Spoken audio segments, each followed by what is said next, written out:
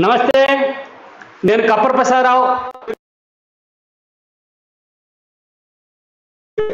అందుకో దండాలు బాబా అంబేద్కర్, అంబరాన ఉన్నట్టి సుక్కలూరు వంగు అనేటువంటి పాటలతోటి బాబాసాహెబ్ అంబేద్కర్ గారిని కీర్తిస్తూ యావత్ దేశమంతా కూడా ఇలా బాబాసాహెబ్ అంబేద్కర్ గారి జయంతిని ఘనంగా జరుపుకుంటున్నటువంటి సందర్భం. ఈ సందర్భంగా డాక్టర్ బాబాసాహెబ్ అంబేద్కర్ గారికి అమ్మా న్యూస్ తరఫున ఘనంగా నివాళులు అర్పిస్తా ఉన్నాం. ఆయన జయంతి సందర్భంగా ఆయన ఆశయాల్ని కొనసాగించడం కోసం భారతదేశంలోని ప్రతి పౌరుడు ముందుకు రావాలని, భారత ప్రభుత్వాలు, రాష్ట్ర ప్రభుత్వాలన్నీ కూడా అంబేద్కర్ రాసినటువంటి రాజ్యాంగాన్ని స్ఫూర్తిగా తీసుకొని రాజ్యాంగం బాటలో పయనించాలని కోరుకుంటూ ఈరోజు చర్చలకు స్వాగతం. ఏది నిజం కార్యక్రమానికి స్వాగతం. ఏది నిజం కార్యక్రమంలో ముందుగా మనం ఆంధ్రజ్యోతి దినపత్రికను చూద్దాం. ఆంధ్రజ్యోతి దినపత్రికలో ఈరోజు మొదటి పేజీలో కాంగ్రెస్ పార్టీకి సంబంధించిన పెద్ద యాడ్, చలో మంచిర్యాల సత్యాగ్రహ సభకు సంబంధించినటువంటి ఒక పెద్ద వార్త ఒకటి మనం చూసినాం. అట్నే రెండో పేజీకి పోయినట్టయితే అంబరమంత అంబేద్కర్, ఈరోజు రాష్ట్రంలో ఆవిష్కృతమవుతున్నటువంటి భారీ అంబేద్కర్ విగ్రహానికి సంబంధించిన ప్రధాన వార్త మనకి ఇలా ఇందులో కనబడుతుంది. అట్లనే కేసీఆర్ ధనదాహంతో కేబీఆర్ పార్క్ విధ్వంసం అని చెప్పి రేవంత్ రెడ్డి గారు నిన్న మొన్న వరుసగా చేస్తున్నటువంటి ఆరోపణలకు సంబంధించినటువంటి వార్త కూడా కనబడతా ఉంది. అట్లే దళితుల సంక్షేమంపై శ్వేతపత్రం ఇవ్వండి చెప్పి కాంగ్రెస్ పార్టీ బీఆర్ఎస్ పార్టీని డిమాండ్ చేసినటువంటి బట్టి విక్రమార్క గారికి సంబంధించిన వార్త కూడా ఒకటి మనం ఇలా ఆంధ్రజ్యోతి దినపత్రికలో చూడొచ్చు. బీజేపీలో చేరిన ఏలేటి అని చెప్పి నిన్న కాంగ్రెస్ పార్టీలు ఏలేటి బీజేపీలో చేరడానికి సంబంధించిన వార్త కూడా ఇలా మనకు ఆంధ్రజ్యోతి దినపత్రికలో కనబడుతుంది. అంటే మనం ఒకసారి ఈనాడు దినపత్రికను చూసినట్టయితే ఈనాడు దినపత్రికలో ప్రధానంగా అంబేద్కర్ దేశానికి దిక్సూచి తెలంగాణ దళిత బంధు అని చెప్పి అంబేద్కర్ జయంతి సందర్భంగా అంబేద్కర్ విగ్రహ ఆవిష్కరణకు సంబంధించి ఒక పెద్ద యాడ్ కనబడుతుంది. అట్నే రెండో పేజీ మొదటి పేజీలో యాడ్ ఉంది. తర్వాత మూడో పేజీలో కూడా చలో మంచిర్యాల అని చెప్పి కాంగ్రెస్ దీక్షకు సంబంధించిన వార్త ఉంది. అట్లనే మళ్ళీ ఈనాడు మెయిన్ తీసుకుంటే అందులో ధీరోదాత్తుడు అంబేద్కర్ చెప్పి సమస్త వ్యవస్థలో సమాన హక్కుల కోసం ఎంతో పరితపించారు, 125 బాబాసాహెబ్ విగ్రహ ప్రతిష్టాపన భారతావనికే గర్వకారణం అని చెప్పి ఇది తెలంగాణ బాంధవుడికి గణనివ్వాలి అని స్మరించుకున్న ముఖ్యమంత్రి అని చెప్పి ముఖ్యమంత్రి గారి ప్రకటన ఒకటి వేసినటువంటి సందర్భం. వాటిని అంబేద్కర్ విగ్రహావిష్కరణ సందర్భంగా అక్కడ ఉన్నటువంటి ఒక భవనానికి సంబంధించిన పూర్తి విశేషాలతో ఒక వార్తలో మనకి ఎలా ఈనాడు దినపత్రికలో కనబడింది. ఇక మనం వెలుగు దినపత్రికను చూసుకున్నట్లయితే వెలుగు దినపత్రికలో కూడా సేమ్ అంబేద్కర్ గురించినటువంటి ప్రధాన వార్త. అంబేద్కర్ విగ్రహావిష్కరణ అని చెప్పి అంబేద్కర్ విగ్రహావిష్కరణకు సంబంధించి మొత్తం ఏప్రిల్ 14, 2006 శంకుస్థాపన, ఎత్తు 125 అడుగులు, బేస్మెంట్ ఎత్తు 50 అడుగులు, వాడిన స్టీల్ 20 టన్నులు, కాంస్యం 114 టన్నులు, ఖర్చు 100.50 కోట్ల అంటే 146.50 కోట్ల రూపాయలతోటి ఈ నిర్మాణం జరిగింది. విస్తీర్ణం 1.35 ఎకరాలు, ప్రధాన బిల్డింగ్ అనుబంధ కాంప్లెక్స్లు అన్ని కలిపి కూడా 1.5 ఎకరాల దీన్ని నిర్మించారు. దీన్ని ప్రారంభించిన మంత్రి గారు ప్రారంభిస్తారు. ఇందులో అంబేద్కర్ మనమడు ప్రకాష్ గారు కూడా ఇందులో పాల్గొంటారు. 2016లో భూమి పూజ 7 ఏళ్ల తర్వాత ఒక వార్త ప్రధానంగా ఇలా మనకు కనబడతా ఉంది. 3 మధ్యాహ్నంకు దీని ప్రారంభోత్సవం ఉంటుంది. అట్లనే సుకేష్ ఎవరో తెలియదు అని చెప్పి నిన్న కవిత ఇచ్చిన స్టేట్మెంట్, దాంట్లో ఫేక్ చార్ట్స్ తో దుష్ప్రచారం చేస్తున్నారని చెప్పి కవిత ఇచ్చినటువంటి ఒక స్టేట్మెంట్ కూడా మనకి ఇందులో కనబడుతుంది. తడిసి మోపెడవుతున్న మిత్తులు, అప్పులకు ప్రతి నెల 4,000 కోట్ల చెల్లింపులు అని చెప్పి ఇంకొక వార్త. అట్లనే బీజేపీలోకి డేలెట్ మహేశ్వరి నిన్న బీజేపీలో చేరినటువంటి సందర్భమైన వార్త కూడా ప్రధానంగా మనం ఎలా ఇందులో చూడొచ్చు. అట్నే ఈడీ వర్సెస్ సిట్, ఎస్ఎస్ ప్రశ్నపత్రం లీకేజ్ కేసులో ఈడీ ఎంటర్ అయింది. ఈడీకి సిట్ పూర్తిగా నివేదిక ఇవ్వలేదు, దానికి సంబంధించిన వివరాలు అడిగితే ఇవ్వలేదు, దానికి సంబంధించి కోర్టులో కేసులు ఉన్నాయి. కాబట్టి ఈడీ వర్సెస్ సిట్ అనేటువంటి ఒక వార్త కూడా మనం ఎలా చూడొచ్చు. అట్లనే మనం ప్రస్తుతం ఒకసారి నమస్తే తెలంగాణ దినపత్రికను కూడా చూద్దాం. నమస్తే తెలంగాణ దినపత్రికలో ఇందులో కూడా మొదటి పేజీలో పెద్ద ఎత్తున ప్రభుత్వం ఇచ్చినటువంటి యాడ్ ఒకటి మనకు కనబడతా ఉంది. అట్లనే రెండో పేజీలో కూడా పెద్ద అంబేద్కర్ ఫోటో వేసి గగన శిఖరాన గణతంత్ర విధాత అని చెప్పి ముఖ్యమంత్రి గారి ఫోటోతోటి ఒక పెద్ద వార్త ఒకటి. కష్టంతో కూడుకున్న ఎంతటి సుదీర్ఘ ప్రయాణమైనా చిత్తశుద్ధితో పట్టుదలతో కొనసాగిస్తే గమ్యాన్ని చేరుకోవడం ఖాయం. ఈ ఎదురయ్యే అడ్డంకులను ఆత్మవిశ్వాసంతో ఎదుర్కొనే తాత్వికతకు డాక్టర్ బిఆర్ అంబేద్కర్ జీవితమే నిదర్శనం. అసమానతలు లేని ఆధునిక భారతదేశాన్ని ఆవిష్కరించేందుకు సమస్త వ్యవస్థలో సమాన హక్కుల కోసం తన జీవితకాలం పరితపించిన ఆశమూర్తి అంబేద్కర్ అని చెప్పి ముఖ్యమంత్రి గారి ప్రకటన కూడా ఒకటి ఇలా మనకు స్పష్టంగా ఇలా కనబడుతుంది. అమరుల స్తూపం, అంబేద్కర్ సచివాలయం, విశ్వనరుడికి మహా విగ్రహం, హైదరాబాద్ నడిబొడ్డున ప్రగతి తెలంగాణను ప్రతిబింబించే అపురూప దృశ్యం, జాతి గర్వించేలా జగమంతా కనిపించేలా మహోన్నత శిఖర ఆవిష్కరణ, 125 అడుగుల అంబేద్కర్ విగ్రహాన్ని నేడు జాతికి అంకితం చేయనున్న కేసీఆర్, 4 హెలికాప్టర్లతో పూలవర్షం కురిపించి రాజ్యాంగ నిర్మాత గణ నివాళుడు, బౌద్ధ సాంప్రదాయంలో జయంతి వేడుకలు, అట్టహాసంగా ఏర్పాట్లు, దేశం నలుమూల నుంచి ప్రతినిధులు, ముఖ్య అతిథిగా ప్రకాష్ అంబేద్కర్ అని చెప్పి ఒక వార్త ప్రధానంగా కనబడ్డది. అట్నే బైలా డీలా బైపాస్ అని చెప్పి విశాఖ ఉక్కుపై కొత్త డ్రామాకు తెరలేపిన కేంద్ర సర్కార్ ఒకటి, బొమ్మాయి అవినీతి 1500 కోట్లు అని చెప్పి కర్ణాటక సీఎం పై సొంత పార్టీ ఎమ్మెల్యే సంచలన ఆరోపణలు, ఆయన నాకు టికెట్ దక్కలేదు, అవినీతి భాగవతాన్ని బయట పెడతా, మీడియాతో నెహ్రూ ఓలేకర్ వెల్లడి అని చెప్పి ఒక వార్త కూడా కర్ణాటకకు సంబంధించిన వార్త ఇందులో మనకు కనబడతా ఉంది.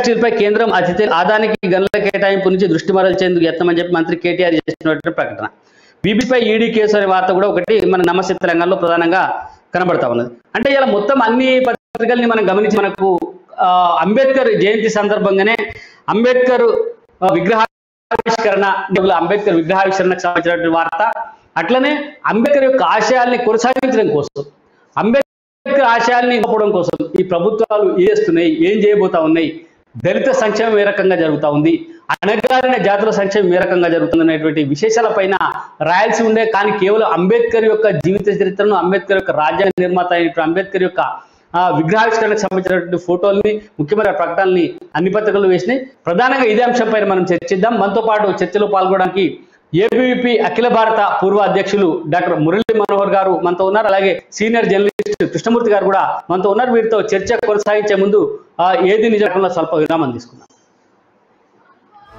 హోమియోపతి వైద్యంలో దేశవ్యాప్తంగా సంచలనం సృష్టిస్తున్న ప్రముఖ హోమియోపతి వైద్యులు డాక్టర్ దండెపు బసవానందం ఎండి గత 30 సంవత్సరాలుగా ఎన్నో ప్రయోగాలు చేసి హోమియో వైద్యం స్లో కాదు, ఇతర వైద్యాల కంటే ఫాస్ట్ అని సాక్ష్యాధారాలతో నిరూపించి ఎలాంటి వ్యాధులనైనా శాశ్వతంగా తగ్గించొచ్చు అని ప్రజల్లో చైతన్యం తీసుకువస్తున్న Eshwarappa homeo clinic doctor Dandepu Basavanandam MD. Appointment కొరకు ఉదయం 8 గంటల నుంచి సాయంత్రం 5 గంటల వరకు సంప్రదించండి. మా ఇతర బ్రాంచీలు Visakhapatnam, Vijayawada, Rajahmundry, Tirupati, Bengaluru, Chikkadpally, Hyderabad. Phone 9440930317, 8491333769. YouTube ID doctor Dandepu Basavanandam, Facebook ID Basavanandam Dandepu. ఆత్మీయత, అమ్మంటే కారం, అమ్మంటే దైవ స్వరూపం. అందుకే మా ఇజం నిజంలా అమ్మా న్యూస్ తెలుగు ప్రపంచంలో సరికొత్త సంచలన.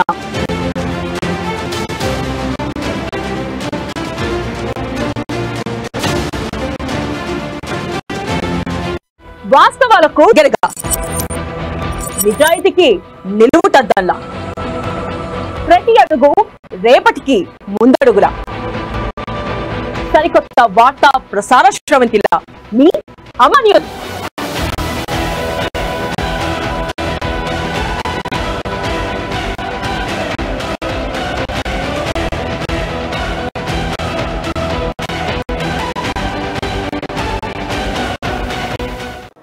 రాష్ట్ర ముఖ్యమంత్రి వల్ల ఇన్ని సంఘటనలు, దారుణ సంఘటనలు జరుగుతున్నాయి. ముఖ్యమంత్రి స్పందిస్తలేడు. దేశ ప్రధాని ఈ రోజు వచ్చిండు, రైల్వే మంత్రి వచ్చి, గౌరవ గవర్నర్ గారు వచ్చిండ్రు, కేంద్ర మంత్రి కిషన్ రెడ్డి గారు వచ్చిండ్రు, మేమందరం తెలంగాణ సమాజం వచ్చింది కార్యక్రమంలో భాగస్వామ్యం కావడానికి. మోడీ గారు ప్రారంభించే అభివృద్ధి సంక్షేమ పథకాలను చూడడానికి తెలంగాణ సమాజం అంతా పర్యటన వస్తే రాష్ట్ర ముఖ్యమంత్రి రాలే. ఇవాళ రోజువారీ కాదు, ఇవాళ తెలంగాణ సమాజం చెప్పాలి. మళ్ళీ కోవిడ్ వచ్చిందంటాడు, మళ్ళీ జ్వరం వచ్చిందంటాడు, మళ్ళీ ఏంటిదంటాడు, వాళ్ళు చెప్పాలి తెలంగాణ సమాజానికి. తెలంగాణ సమాజానికి అప్పీల్ చేస్తున్నాను నేను, ఒక్కసారి ఆలోచించండి. కేంద్ర ప్రభుత్వం తెలంగాణ రాష్ట్ర అభివృద్ధి కట్టుబడి, తెలంగాణ రాష్ట్రాన్ని అభివృద్ధి అనే ఏకైక లక్ష్యంతో కేంద్ర ప్రభుత్వం ఉంది. 100 మంది బలైన తెలంగాణ రాష్ట్ర ఉద్యమంలో వాళ్ళ ఆకాంక్షలు, ఆశయాలు నెరవేర్చడానికి కేంద్ర ప్రభుత్వం సిద్ధంగా ఉంది. నరేంద్ర మోడీ గారి నాయకత్వంలో భారతీయ జనతా పార్టీ కష్టపడి పనిచేస్తుంది తెలంగాణ రాష్ట్ర అభివృద్ధి కోసం. మధ్యాహ్నం లంచ్ చేయమన్న పైసలు లేవని చెప్పి, సాయంత్రం 4 గంటలకు తింటామన్నా బ్రేక్ఫాస్ట్ లంచ్ డిన్నర్ కలిపి సాయంత్రం 4 గంటలకు భోజనం చేస్తామన్నా, తిండి పైసలు లేవన్నా. Welcome back. ప్రధానంగా ఈరోజు ఆకాశమంత ఎత్తు అంబేద్కర్ విగ్రహాన్ని రాష్ట్ర ప్రభుత్వం ఆవిష్కరించబోతా ఉంది. తెలంగాణ ప్రజానికం ఏమంటారంటే ఆకాశమంత ఎత్తు అంబేద్కర్ విగ్రహాన్ని ఆవిష్కరించడం చాలా ఆనందదాయకం. కళ్ళారా అంబేద్కర్ విగ్రహాన్ని చూస్తూ అంబేద్కర్ ఆశయాల సాధన కోసం పనిచేసేటువంటి ఒక తపన తెలంగాణ ప్రజానికంలో యువతలో వస్తుంది అనేది స్పష్టంగా అర్థమవుతోంది. కానీ అదే ప్రజానికం ప్రభుత్వాన్ని ఏం కోరుతున్నారంటే ఆకాశమంత ఎత్తు విగ్రహాన్ని ఆవిష్కరించడం ఓకే బాగుంది, కానీ ఆవగిదంతైన అంబేద్కర్ ఆశయ సాధన కోసం ఆయన రాజ్యాంగాన్ని రాసినటువంటి విధానాన్ని రాజ్యాంగ పరివర్తన కోసం పనిచేస్తే బాగుంటుంది. రాజ్యాంగ రూపకల్పన చేసినటువంటి అంబేద్కర్ విగ్రహాన్ని ఆవిష్కరించే ముందు ఆయన ఆశయాన్ని కూడా ముందుకు తీసుకుపోవాలని చెప్పి ఈ ప్రభుత్వానికి చిత్తశుద్ధి ఉంటే బాగుంటుంది, అటువైపున కూడా పనిచేయాలని చెప్పి కూడా ఉన్నారు. ముఖ్యంగా అంబేద్కర్ గారు ఏం ఆశించారు, అసలు ఆయన విధానం ఏంటి, ఆయన ఎప్పుడైనా ఈ దేశాన్ని లేకపోతే హిందుత్వాన్ని లేకపోతే దేవుళ్లను కించపరిచారా, అసలు భారతదేశం గురించి అంబేద్కర్ అనుకున్నారు. ఈ పలు అంశాలపైన అంబేద్కర్ యొక్క ఐడియాలజీ పైన ఈరోజు మనం చర్చించబోతున్నాం. దీనికి సంబంధించి మనతో పాటు ఏబీవీపీ పూర్వ జాతీయ అధ్యక్షులు మురళీ మనోహర్ గారు అలాగే కృష్ణమూర్తి గారు ఇద్దరు పాటు ఉన్నారు. మురళీ మనోహర్ గారు నమస్కారం. కృష్ణమూర్తి గారికి మురళీ మనోహర్ గారికి స్వాగతం. సార్ చెప్పండి, ఈరోజు మనకు డాక్టర్ బాబాసాహెబ్ అంబేద్కర్ గారి యొక్క 125 అడుగుల ఎత్తు విగ్రహాన్ని మనం ఈ తెలంగాణలో ఆవిష్కరించుకోబోతున్నాం. దానికి సంబంధించి ప్రభుత్వం అన్ని ఏర్పాట్లు చేసింది, ముఖ్యమంత్రి గారు ఆవిష్కరిస్తా ఉన్నారు. అంబేద్కర్ గారి యొక్క మనవడు ప్రకాష్ అంబేద్కర్ గారు ఈరోజు ఈ కార్యక్రమానికి ముఖ్య అతిథిగా విచ్చేస్తా ఉన్నారు. సార్ చెప్పండి, అసలు అంబేద్కర్ భారతదేశాన్ని ఏ విధంగా అర్థం చేసుకున్నారు, అసలు ఇప్పుడు అంబేద్కర్ వాదులు చెప్తున్నటువంటి విధానానికి నిజంగా అంబేద్కర్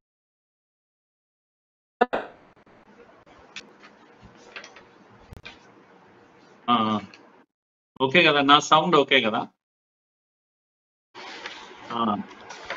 హలో హలో ప్రసాద్ గారు,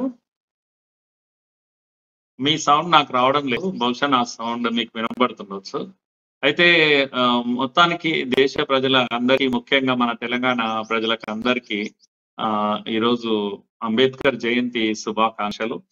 అంబేద్కర్ మనమంతా చూస్తున్నా, నేను ఉదాహరణకు నాకు 60 ఏళ్ళు ఉన్నాయి, అలాగే ఒక 20 ఏళ్ల నుంచి 30 ఏళ్ల నుంచి ఏజ్ ఉన్నటువంటి ఏజ్ గ్రూప్ అంతా బహుశా ఈ 20-30 ఇయర్స్ లో వాళ్ళు ఒక ట్రాన్స్ఫర్మేషన్ ఈ దేశంలో చూస్తున్నారు. ఏంటంటే రోజు రోజుకు అంబేద్కర్ మహాశయుడి యొక్క ఆదరణ ఈ దేశంలో పెరుగుతా ఉంది.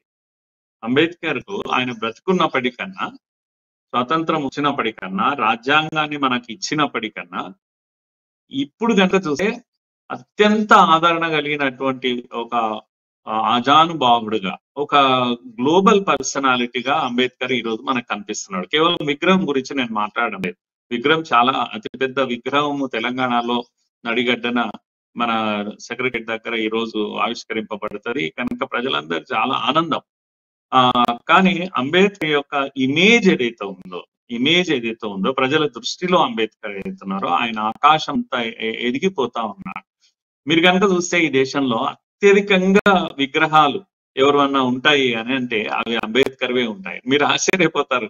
ఆ మధ్య పోస్టల్ డిపార్ట్మెంట్ వారు అడ్వర్టైజ్మెంట్ చేశారు. ఏంది అంటే పిన్ కోడ్ వాడండి, మీరు పిన్ కోడ్ వాడితే కనుక మీకు ఈజీ అడ్రస్ పోతుంది మీ లెటర్ అని చెప్పడానికి వాళ్ళు ఏం చేశారంటే ఒక చౌరస్తాలో ఒక స్టాండ్ పెట్టి దానికి 4 దిశల్లో బోర్డ్స్ పెట్టి ఇది అంబేద్కర్ మార్గము, ఇది అంబేద్కర్ వీధి, ఇది అంబేద్కర్ ఇది అని 4 దిశల్లో రాశారు. అంటే అర్థమైంది అంటే అన్ని అంబేద్కర్ పేర్లే ఉన్నాయని, అన్ని క్రాస్ రోడ్స్ లో ఏ దిశకి అంబేద్కర్ వీధి అని, అంబేద్కర్ వాడ అని, అంబేద్కర్ ఇది అని ఉంటున్నాయి. కన్ఫ్యూజన్ ఉంటే మరి మీ లెటర్ ఎట్లా పోతుంది? కనుక మీరు పిన్ కోడ్ వాడండి ఒక అడ్వర్టైజ్మెంట్ పోస్టల్ డిపార్ట్మెంట్ వాళ్ళు వేశారు. నేను ఆశ్చర్యపోయాను. వాస్తవంగా ఈ దేశంలో ఈరోజు పరిస్థితి ఆ విధంగా ఉంది.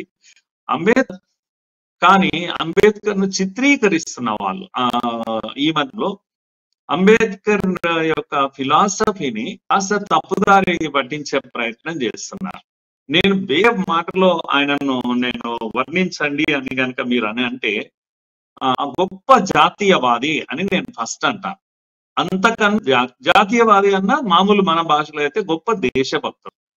ఆయనకు నేషన్ ఫస్ట్ అనేది ఆయన యొక్క జీవితంలో ముందు పెట్టుకున్నటువంటి విషయం. ఆయనే స్వయంగా ఒక మాట అన్నాడు, no individual is bigger than nation. ఇది నేను అన్నది, ఇంకెవరో అన్నది కాదు.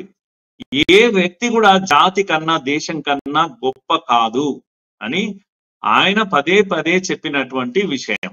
ఆ విధంగా తనను తాను గొప్ప జాతీయవాదిగా తనను పోల్చుకున్నాడు తప్పితే ఆయన చెప్పిన ప్రతి మాటలో కూడా I will fight till the last drop of my blood ఏది for the protection of the freedom of this country. ఈ దేశ యొక్క స్వేచ్ఛ కోసం, ఈ దేశం కోసం నేను నా చివరి రక్తం బొట్టు వరకు కూడా నేను ఫైట్ చేస్తాను. ఇది ఆయన అన్న మాటలే. కనుక దేశమే ప్రధానం, కులం ప్రధానం కాదు, మతం ప్రధానం కాదు, ఆయనకు జాతి ప్రధానం. ఆ విధంగా ఒక గొప్ప జాతీయవాది. కానీ ఈ మధ్య కాలంలో కొంచెం సంకుచిత మానసిక స్థితి ఉండేవాళ్ళు అంబేద్కర్ ను హిందూ వ్యతిరేకంగా చిత్రీకరించే ప్రయత్నం చేస్తున్నారు. ముఖ్యంగా పదే పదే బ్రాహ్మణ వ్యతిరేకంగా చిత్రీకరిస్తున్నారు, హిందుత్వానికి వ్యతిరేకంగా. అంటే ఉదాహరణకు కల్చర్ మురళీమనోహర్ గారు, ఇందులో మనం కొద్దిగా లోతుగా వెళ్దాం. మనం అంటే ఆయన ఎట్లా హిందూ వ్యతిరేకి అనేటువంటి ముద్ర వేస్తా ఉన్నారు, ఎట్లా బ్రాహ్మణ వ్యతిరేక అనేటువంటి ముద్ర వేస్తున్నారు అనేది కొద్దిగా ఇంకా లోతుగా మనం వెళ్దాము. దీంట్లో ముందుగా కృష్ణమూర్తి ఈరోజు 125 అడుగుల అంబేద్కర్ విగ్రహావిష్కరణ జరుగుతా ఉంది కదా, దీని విశేషాలు ఏంటి? విగ్రహం ఏర్పాటు లక్ష్యమే ఒక మహోన్నతమైన వాస్తవాన్ని చెప్పాలి. అయితే విగ్రహం ఏర్పాటుతో పాటు ఆయన ఆకాంక్షలు ఆశయాలను కూడా నెరవేర్చడం కూడా గొప్ప.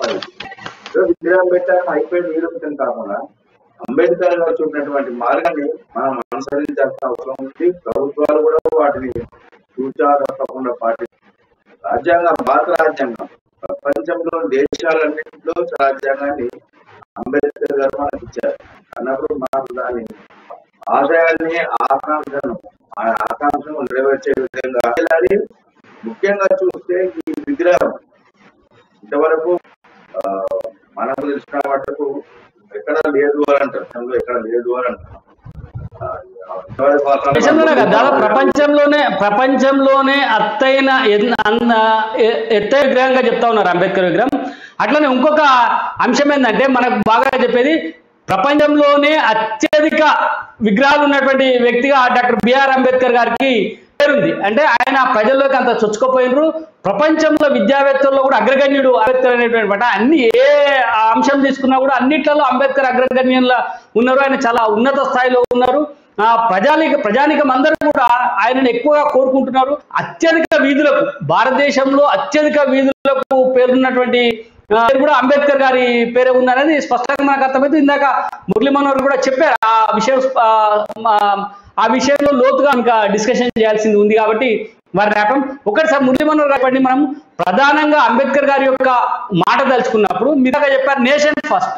అంటే ఏదైనా సరే ఈ దేశంలో దేవుడి కంటే కూడా అత్యంత ముఖ్యమైనది జాతి, ఈ దేశం అనేటువంటి ఒక మాట అంబేద్కర్ గారి నోటి నుంచి వచ్చింది, నేషన్ ఫస్ట్. ఇంకొక జవాబులు మిగతా వాళ్ళు మాట్లాడుతుందంటే ఈ దేశమే దేవుడు. అంటే ఈ దేవుడు దేశం వేరువేరు కాదు. ఈ భరత మాత అని చెప్పినాము, ఒక దేశాన్ని ఒక దేవతతోటి దేవుడిగా కొలుస్తున్నటువంటి సర్వం కూడా ఉంది. అంటే దేశమే దేవుడు అనేది ఒకటి, దేశమే మొదలు. దేవుడికి దేశానికి వేరువేరు కాదు, ఈ రెండు ఒకటే అనేటువంటి ఒక భావనతో అంబేద్కర్ మాట్లాడినట్టుగా మనం అర్థం చేసుకోవచ్చా? దేశమే మొదలన్నప్పుడు దేశంతో పాటు దేవుడిని కూడా గౌరవించారు అని అనుకోవచ్చా, లేకపోతే దేవుడిని పక్కన పెట్టి దేశాన్ని మాత్రమే గౌరవించారు అనుకోవచ్చు? బేసిక్ గా ప్రసాద్ గారు, మనము దేవుడు దేశము ఈ విషయం వచ్చినప్పుడు నేను ఇంతకు no individual is bigger than the nation అని అన్నాడు. అంటే అర్థం ఏంటంటే ఏ వ్యక్తి కూడా జాతి కన్నా దేశం కన్నా గొప్పవాడు కాలేడు, పెద్దవాడు కాలేడు అనే విషయం ఆయన స్పష్టంగా మీరు చెప్తున్నటువంటి దేవుడు విషయంలో ఆయన ఉండే నమ్మకాలను చాలా మంది వక్రీకరిస్తున్నారు. నేను ఆయన ముగ్గురు వ్యక్తులను మనం మర్చిపోవద్దు. ఎప్పుడు కూడా పూర్తిగా విశ్వసించి ఆయన జీవితంలో రిపీటెడ్ గా కోట్ చేసే వ్యక్తులు ఎవరు అంటే ముగ్గురు. ఒకటి లార్డ్ బుద్ధ, రెండవది అదేంటి మహాత్మా పూలే, మూడోది సంత్ కబీర్. ఈ ముగ్గురిని తరోగా చదివినటువంటి మహానుభావుడు ఆయన. ఈ ముగ్గురు ఎవరు కూడా ఏమంటారు ఎథీస్టులు కాదు, వాళ్ళు కంప్లీట్ గా ఏమంటాము థీస్టులు వాళ్ళు. తర్వాత ఈయన ఒక రెవల్యూషనరీగా కనిపిస్తాడు, ఒక విప్లవకారుడి లాగా కనిపిస్తాడు. No doubt is a revolutionary, but he did not compromise on core values of this land. ఈ దేశం యొక్క, ఈ భూమి యొక్క కోర్ వాల్యూస్ ఏవైతే ఉన్నాయో, కోర్ వాల్యూస్ అంటే ఏంటండి? విలువలు. ఈ దేశం యొక్క విలువలు అంటే ధర్మ. కనుక ఈయన నమ్మింది ధర్మము. ధర్మం లేకుంటే దేశం లేదు, ధర్మం లేకుంటే జాతి లేదు, ధర్మం లేకపోతే మానవాళి లేదు. కనుక ఆయన రిపీటెడ్ గా చెప్పింది ఏంటంటే ధర్మ బేసిస్ ఆఫ్ ట్రాన్స్ఫర్మేషన్. ఏదైనా ఒక సమాజం యొక్క మార్పు రావాలంటే ధర్మ ఆధారితంగానే వస్తుంది అని ఆయన చెప్పిన విషయం. అందుకే ఆయన చాలా స్పీచెస్ లో మీరు కనుక చూసినట్టయితే ఆయన ఒకసారి ఏమన్నాడంటే, I'm distressed that the youth of this country are apathetic towards dharma అన్నాడు. మెల్లమెల్లగా యూత్ ధర్మానికి దూరం అవుతున్నాయేమో అని నాకు భయం వేస్తుంది అని ఆయన చెప్పినటువంటి మాటలు.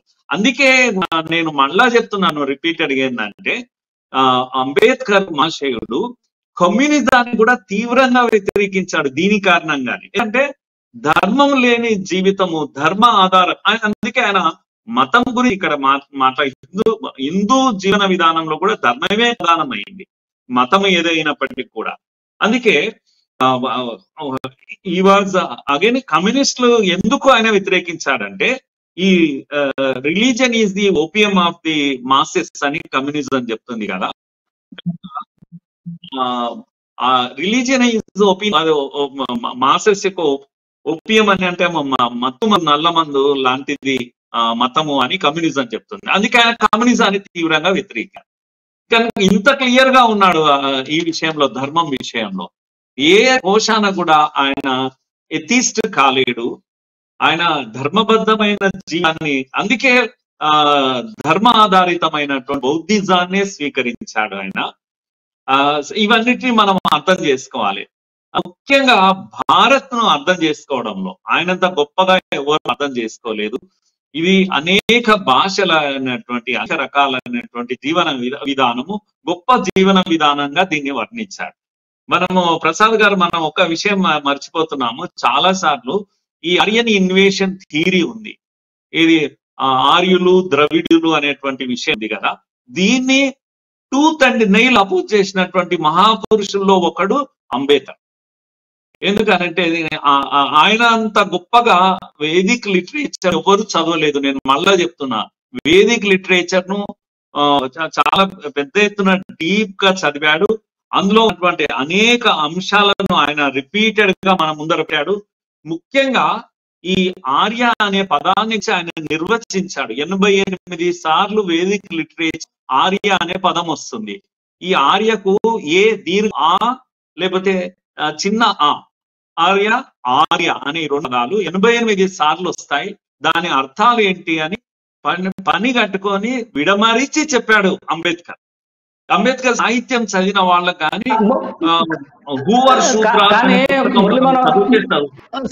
ఒక మాట కానీ మీరు చెప్తున్నారు ఇదంతా ఒకటైతే, ఈ రోజు అంబేద్కర్ యొక్క ఆశయాన్ని లేకపోతే అంబేద్కర్ యొక్క ఆలోచన విధానాన్ని ఈ దేశానికి వ్యతిరేకము, హిందూ మతానికి వ్యతిరేకము, ఆయన బ్రాహ్మణత్వానికి లేదా అగ్రకులాలకు అంబేద్కర్ వ్యతిరేకము అనేటువంటి ఒక మాటను తీసుకొచ్చి చాలా పదే పదే పదే పదే చెప్తున్నారు. ఇంకొక 2 అంశం, ఇవాళ మన రాష్ట్ర ప్రభుత్వం 125 అడుగుల అంబేద్కర్ విగ్రహాన్ని ఆవిష్కరించడం అనేది చాలా ఆనందించదగ్గ విషయం, ఆహ్వానించదగ్గ విషయం. ఆయన ఆశయం అందరికీ తెలవాలా, ఆయన గొప్పతనం అందరికీ తెలవాలా. అదొక చారిత్రక కట్టడంగా, చారిత్రక నిర్మాణంగా ఉన్నది వాస్తవం. కానీ అంబేద్కర్ అట్టడుగు వర్గాలను ఉన్నత స్థితిలో తేవాలనేటువంటి ఆలోచన సరైనదే, దాన్ని అందరం చెప్తా ఉన్నాం. కానీ ఈ మతాన్ని వ్యతిరేకించాడు ఆయన, దేవుణ్ణి వ్యతిరేకించాడు, అగ్రకులాన్ని వ్యతిరేకించాడు, ముఖ్యంగా బ్రాహ్మణత్వాన్ని తీవ్రంగా వ్యతిరేకించాడు. బ్రాహ్మణుల్ని బయటికి వెళ్ళగొట్టాలి అన్నాడు. నిన్ననే మనం చూసాం, రామానుజ విగ్రహాన్ని తీసుకొచ్చి అంబేద్కర్ పాదాల దగ్గర పెట్టి ఒక రకమైనటువంటి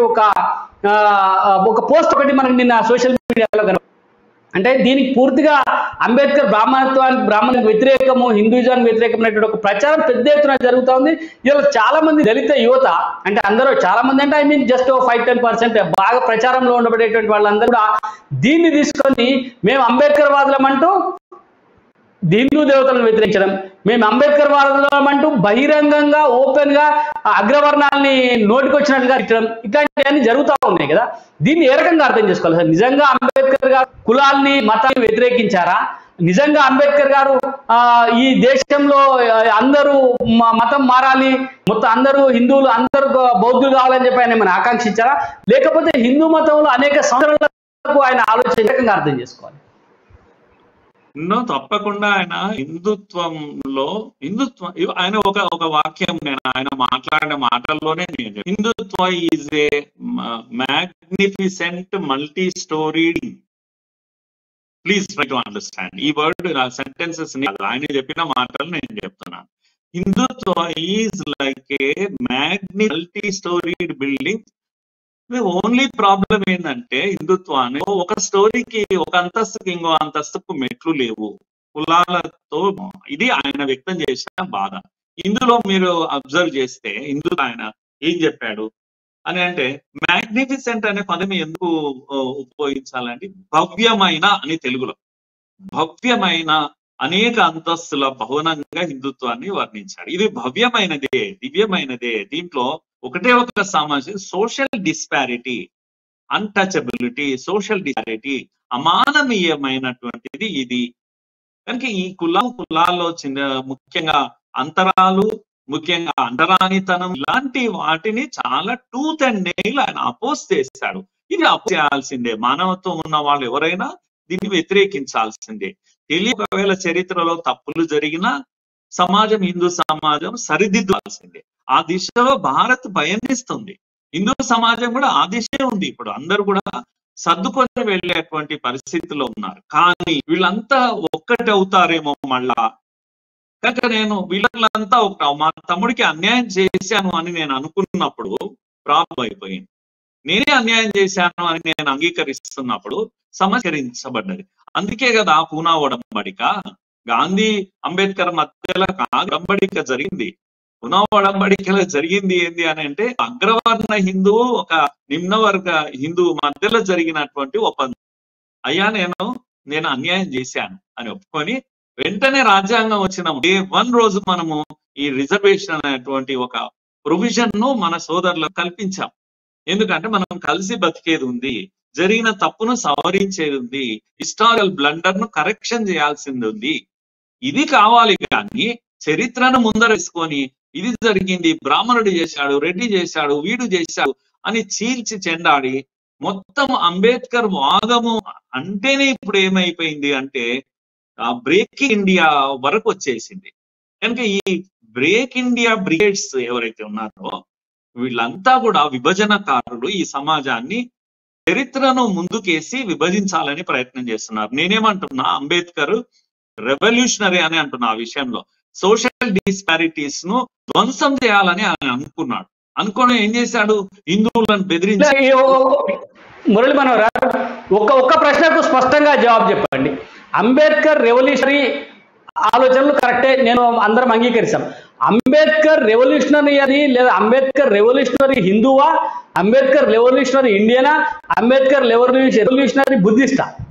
దీంట్లో ఒక స్పష్టమైనటువంటి అవగాహన రావాల్సినటువంటి దీని మీద మీరు స్పష్టంగా చెప్పారు. అంబేద్కర్ రెవల్యూషన్ అంటే హిందుత్వంలో కొంత మార్పు తీసుకురావడానికి ప్రయత్నం చేసేటటువంటి వ్యక్తి, లేకపోతే హిందుత్వం అనేది పనికిరాదు, దీన్ని పక్కన పడేసి వేరే మతాల్లోకి మారాలి అని చెప్పి ఆలోచన చేసేటువంటి వ్యక్తి ఏంటి? దీన్ని మీరు ఇందాక ఒక మాట చెప్పిండ్రు, ఆయన హిందుత్వానికి దగ్గరగా ఉండేటువంటి బుద్ధిజాన్ని, అంటే బుద్ధిజం అనేది హిందుత్వంలో ఒక పాయగానే చెప్తా ఉంటాం.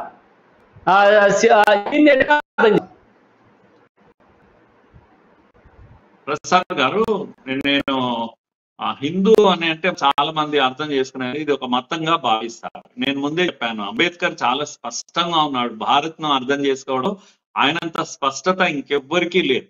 మీరు కనుక హూవర్ శూద్రాస్ అనే పుస్తకం అన్నా చదవాలి, లేదంటే complete works of doctor Ambedkar అన్నా చదవాలి. ఇవన్నీ చదివితే మనోగతం మనకు అర్థమవుతుంది. నేను ఇంతకుముందు చెప్తూ ఒక మాట అన్నాను, ఏది ఆర్య ఇన్వేషన్ థియరీ, ఆర్యులు బయట నుంచి వచ్చారు, ద్రవిడులు ఇక్కడ వాళ్ళు దేశాన్ని 2 ముక్కలుగా చేసే అటువంటి ప్రయత్నము. మేము కూడా బ్రిటిష్ వాడు చేసినటువంటి ఇది జర్మన్ స్కాలర్ మ్యాక్స్ ముల్లర్ 1850 ఈ బీజం నాటాడు. తర్వాత బ్రిటిష్ వాడు వచ్చి ద్రవిడ సిద్ధాంతాన్ని కూడా తీసుకొచ్చి మనల్ని ముక్కలు చేసిన సమయంలో ఈయన అంబేద్కర్ అనే మహాశయుడు ఏమన్నాడు అని అంటే this theory can no longer stand, it must be thrown on the dust bin అని చెప్పేశాడు. డస్ట్బిన్ లో వేయాల్సినటువంటి సిద్ధాంతం ఇది. ఊరికే చెప్పలేదు ఆయన స్టడీ చేసి చెప్పాడు. అందుకే నేను ఏమంటున్నా అంటే అంబేద్కర్ పక్కా హిందుత్వవాది. Hindu is a nation. ఆయన అర్థం చేసుకునేదంటే అగ్లామరేషన్ ఆఫ్ నేషన్స్ అనే ఒక థియరీ ఉంది. ఏది కమ్యూనిస్టులు చెప్పేటువంటి థియరీ. అంటే అనేక జాతుల కలయిక భారత్ అని కమ్యూనిస్టులు చెప్తారు, లేకపోతే ఈ సోకాల్డ్ సెక్యులరిస్టులు. అంబేద్కర్ ఏ రోజు కూడా ఈ థియరీని యాక్సెప్ట్ చేయలేదు. It is one nation, one country, one people అని చెప్పాడు ఆయన. ఎందుకంటే కల్చరల్ నేషనలిజాన్ని సమర్థించాడు అంబేద్కర్.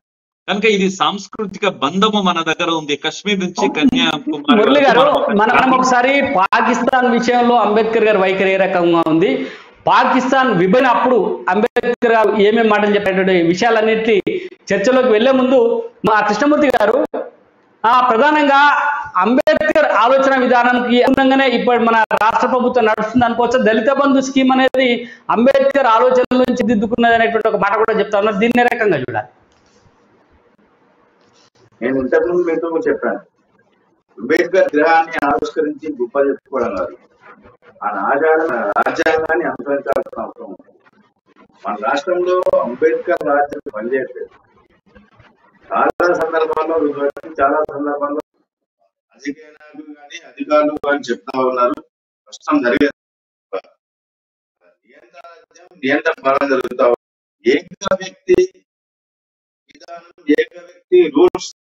ఆయన చెప్పిందే వేదం, ఆయన మాట్లాడిందే మాట. అంబేద్కర్ రాజ్యాంగాన్ని ఇక్కడ అమలు చేయాల్సిన అవసరం ఖచ్చితంగా ఉంది. విగ్రహాన్ని ఆవిష్కరించుకుని మేమేదో ఆయన ఆశయాలు పాటుపడతామని అక్కడ శబ్దం చేయాలి. ఆయన శపథం చేసిన తర్వాత ఇప్పటికైనా విగ్రహాన్ని ఆవిష్కరించుకుంటాం కాబట్టి ఆ విగ్రహాన్ని ఆవిష్కరణ నేపథ్యంలో ఇప్పటికైనా తీసుకొని రాజ్యాంగాన్ని అమలు చేస్తామని పాలకులు శబ్దం చేసుకొని చిత్తశుద్ధితోటి కృతనిశ్చయంతోటి అవసరం ఉంది. ఓకే కృష్ణ, అంటే ఇప్పుడు మనం భారతదేశాన్ని పాకిస్తాన్ విభజన జరిగిన సందర్భంలో అంబేద్కర్ గారు పాకిస్తాన్ విభజన పైన ఏ రకమైనటువంటి అభిప్రాయాలనేటువంటి విషయాల్ని చర్చలోకి వెళ్లే ముందు ఎదిరించిన కార్యక్రమంలో స్వల్ప విరామం తీసుకు.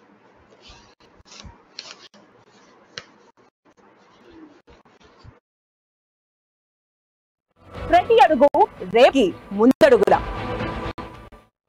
సరికొత్త ప్రసార శ్రవంతిలా మీ అమ్మా న్యూస్ ఛానల్.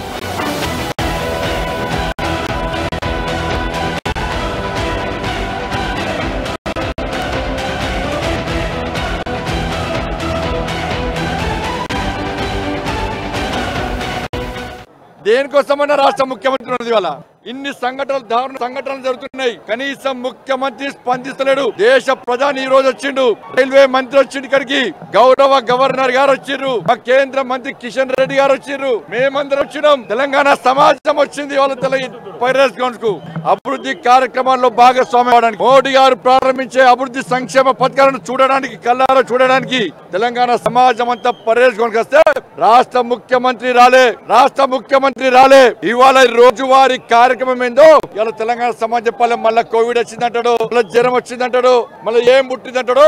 వాళ్ళు చెప్పాలి తెలంగాణ సమాజానికి. తెలంగాణ సమాజానికి అప్పీల్ చేస్తున్నా నేను, ఒక్కసారి ఆలోచించండి. కేంద్ర ప్రభుత్వం తెలంగాణ రాష్ట్ర అభివృద్ధికి కట్టుబడింది. తెలంగాణ రాష్ట్రాన్ని అభివృద్ధి ఏకైక లక్ష్యంతో కేంద్ర ప్రభుత్వం ఉంది. 1400 మంది బలైన తెలంగాణ రాష్ట్ర ఉద్యమంలో వాళ్ళ ఆకాంక్షలు, ఆశయాలు నెరవేర్చడానికి కేంద్ర ప్రభుత్వం సిద్ధంగా ఉంది. నరేంద్ర మోడీ గారి నాయకుల్లో భారతీయ జనతా పార్టీ ప్రభుత్వం కష్టపడి పనిచేస్తుంది తెలంగాణ రాష్ట్ర అభివృద్ధి కోసం.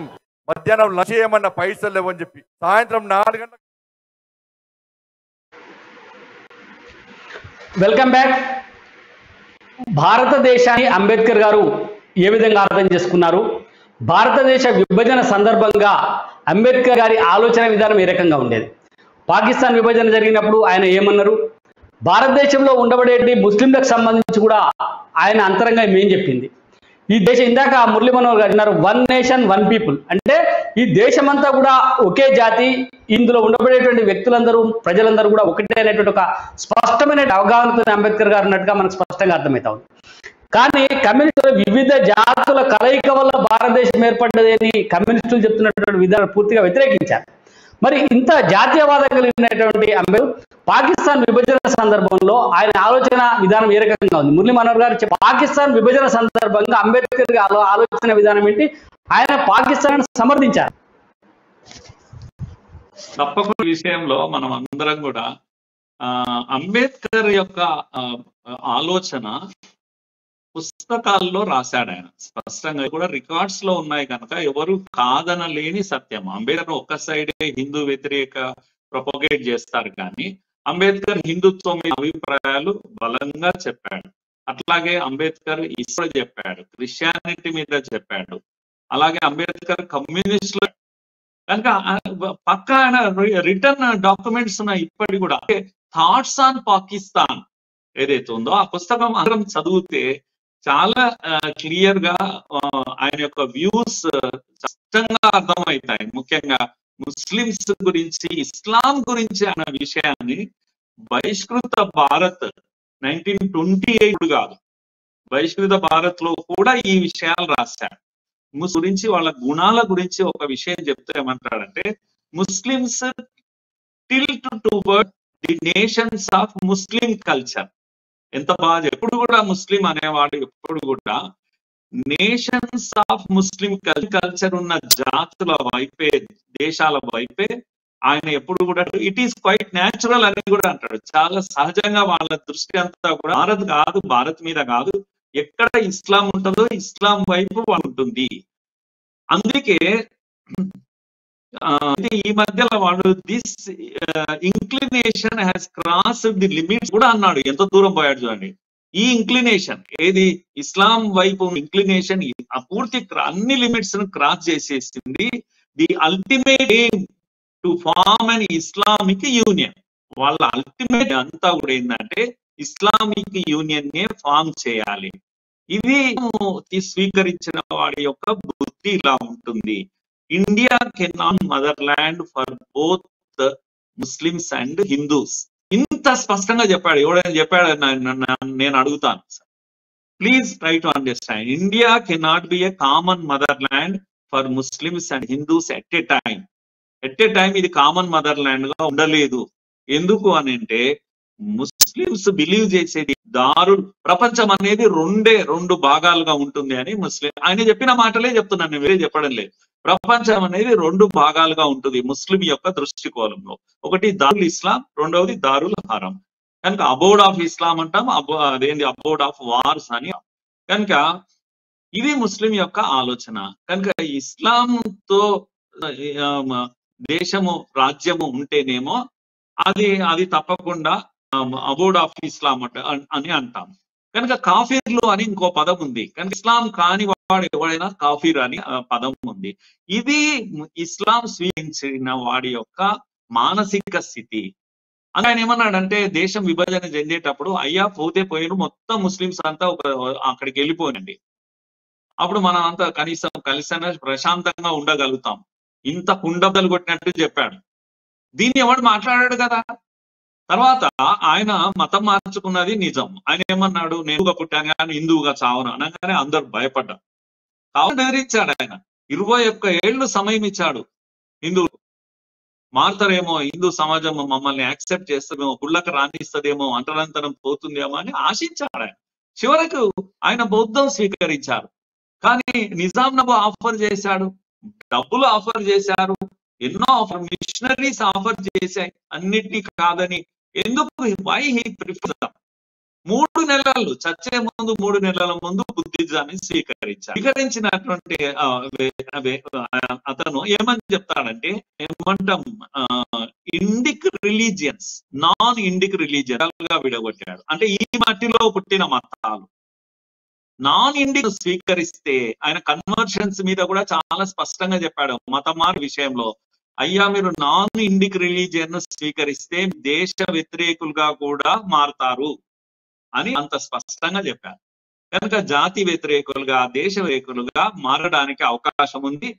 అందుకే ఇంటిలో పుట్టిన ఈ మట్టి హితాన్ని కోరుకున్నటువంటి మతాలు ఏవైనా పర్వాలేదు, అందుకే బౌద్ధాన్ని స్వీకరించారు.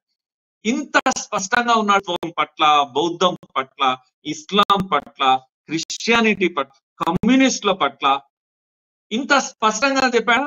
ఇంకా శశబిషలు ఏమున్నాయి? మీరు ముసుగేసుకుని అంబేద్కర్ అని ముసుగేసుకొని అంబేద్కర్ ను యాంటీ నేషనల్ గా చిత్రీకరిస్తారు. అంబేద్కర్ వాదాన్ని యాంటీ యాకూబ్ మెహమాన్ ఎవరండి? ప్రసాద్ గారు నేను అడుగుతాను. యాకూబ్ మెహమాన్ అనేవాడు ఒక టెర్రరిస్ట్, ముంబైలో బాంబు పేల్చాడు, 200 మంది. అంటే అదే ఇక్కడ ఈ మధ్యన ఒక రాజకీయ నినాదం వినబడతా ఉంది మురళి గారు. రాజకీయ నినాదం ఏంటంటే జై భీమ్ జై మీమ్, అంటే దళితులు ముస్లింలు ఒకటే, ఇద్దరు కలవాలి అని చెప్పి ఒక రకమైనటువంటి మన హైదరాబాద్ కేంద్రంగానే వినబడతా ఉంది. అట్లనే ఈ మధ్యన లాల్ అంటే కమ్యూనిస్టులు, అంబేద్కరిస్టులు, అంబేద్కర్ వాదం కమ్యూనిజం ఒకటే అనేటువంటి ఒక మాట. అంటే 2 అంశాలు మీరు చెప్పండి దీని మీద. జై భీమ్ అనేటువంటి ఒక నినాదం, దళితులు ముస్లింలు కలవాలి అనేటువంటి ఒక నినాదం. జై నీల్ జై లాల్ జై నీల్ అంటే లాల్ నీల్ జెండాలు ఒకటే అనేటువంటి. అంటే అంబేద్కర్ వాదులు, అంబేద్కర్ గారు తీవ్రంగా రేగించినటువంటి కమ్యూనిస్టులు అంబేద్కర్ వాదం మాది కమ్యూనిజం ఒకటే అని చెప్తా ఉన్నారు. అంబేద్కర్ మీరే ఇందాక చెప్పినట్టు ఈ దేశంలో ఈ మట్టిలో పుట్టినటువంటి మతం మీద ఈ మట్టి గురించి ఆలోచించదు అని స్పష్టంగా చెప్పినటువంటి అంబేద్కర్ గారిని ముస్లింలు అంటే ఈ మట్టిలో బయటి దేశాల నుంచి వచ్చినటువంటి మతవాదులు అంబేద్కర్ మావాడే అని చెప్తున్నటువంటి పరిస్థితి. ఈ 2 నినాదాల గురించి మీరు ఏ రకంగా ఆలోచన చేస్తారు? దీంట్లో ఉండబడే అంతరంగ ఆలోచన ఏంటి? అందుకే భారతదేశంలో ఈ కొత్త నెరేటివ్ ఏదైతుందో అందరికి వస్తున్న ఆదరణ, ఆయనను అందరూ యాక్సెప్ట్, అందరి వాడిగా మారిపోయాడు అంబేద్కర్. అందుకని ఇప్పుడు ఇస్లామిక్ ఫోర్సెస్, లెఫ్టిస్టులు, వీళ్ళంతా విభజనకారులు, వీళ్ళంతా కూడా ఈ కొత్త నరేటివ్స్ ను బయటికి తీసుకొస్తున్నారు. ఎక్కడ భీమ్ అండ్ మీమ్ ఈ రెండింటికి ఎక్కడ షూట్ అవుతుందండి? నాకు అర్థం కాదు. అంబేద్కర్ ఆయన ఇస్లాం గురించి ఆయన చెప్పిన వ్యూస్ ను మీరు యాక్సెప్ట్ చేయండి. అట్లయితే ఇస్లాం అనేది యూనివర్సల్ బ్రదర్హుడ్ అని గురించి మనం మాట్లాడతాం. కనుక universal it is not possible in Islam అని చెప్తాడు. The brotherhood of Islam is confined to Islam only అని అంబేద్కర్ ఏం చెప్పలేదు. కనుక there is no brotherhood in Islam. It cannot be accepted. A brotherhood of Hindus is not accepted by Islam చెప్తున్నాడు ఆయన. మరి అందుకని ఈయన వ్యూస్ ను అంబేద్కర్ యొక్క ఆలోచన మీరు యాక్సెప్ట్ చేయండి. చేసినాక జై భీమ్ అనకపోతే ఇంకా అన్నాండి. కనుక ఇది ఎక్కడ షూట్ కాదు. రెండవ విషయం లాల్ నీల్ అనే విషయం కూడా మీరు చెప్పారు. ఇక్కడ సీతారాం హైదరాబాద్ లో వచ్చి ఇచ్చినటువంటి ఒక స్లోగన్ అంతే. నోటితో సరిపోతుందా? ఆయన నా రాజ్యాంగం, నేను ఇచ్చిన ఈ రంగానికి ఎప్పుడైనా ఏదైనా ప్రమాదం అంటూ వస్తే ఇద్దరి వల్ల వస్తుందని చాలా స్పష్టంగా చెప్పారు. ఒకటి కమ్యూనిస్టులు, 2 సోషలిస్టులు. కమ్యూనిస్టులు నమ్మి ఏమంటాము కార్మిక నియంతృత్వ రాజ్యాంగాన్ని నమ్ముతారు.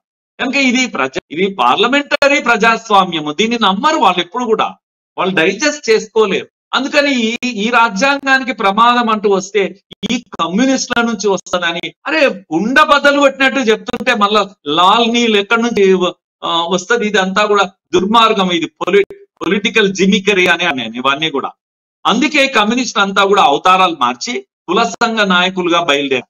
అందరు కూడా ఈ రోజు దళిత సంఘాలను పెట్టారు. నేను ఆ విషయమే చెప్పబోతూ ఆగాను. ఇది సెంట్రల్ యూనివర్సిటీ ఆఫ్ హైదరాబాద్ లో మీరు హెచ్సియులో రోహిత్ వేమ్లా ఇష్యూ అప్పుడు జరిగినటువంటి యాకూబ్ మెహమాన్ అనేవాడు ఒక టెర్రరిస్ట్, 200 మందిని చంపాడు. వాడు టెర్రరిస్ట్. వాడి యొక్క శ్రద్ధాంజలి సభ ఉస్మానియా హెచ్సియులో జరిగింది. ఎవరు చేశారు? ఇది అంబేద్కర్ స్టూడెంట్ అసోసియేషన్, ASA. ఇది ఎక్కడి కథ అండి? అంబేద్కర్ కు యాకూబ్ మెహమాన్ కు సంబంధం ఎక్కడి? దేశద్రోహి వాడు.